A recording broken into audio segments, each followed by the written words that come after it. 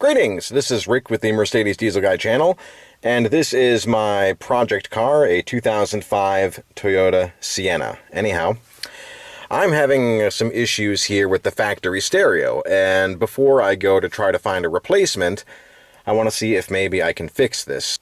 So the first step will be to remove these two side covers, and I'm going to get a plastic prying tool and I'm going to pry these out from the bottom. So I apologize in advance for running the camera handheld, but there's really no good place for me to get a tripod in here. So here is one of my plastic trim removal tools. So I'm just going to wedge it underneath here.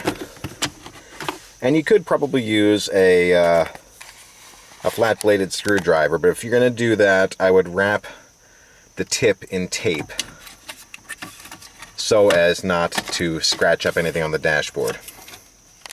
So that'll just hang out of place there, and if you want you can always disconnect this switch, but I think you don't really need to do that. And then same on the other side here. And then it looks like there's 4 bolts actually holding in the radio. Here, right down there, and then 2 in the same places on the other side of the dashboard. So just give me a minute and I'm going to get a wrench on those. Okay, in this case it actually is 10 millimeters, and I actually have it mounted on a bit driver handle, so I'm going to remove these now. Next, this speaker cover has to come out, and it just pulls straight up. It's clipped in here to the dash, but there's nothing else holding it in. So let's see if I can pull that out.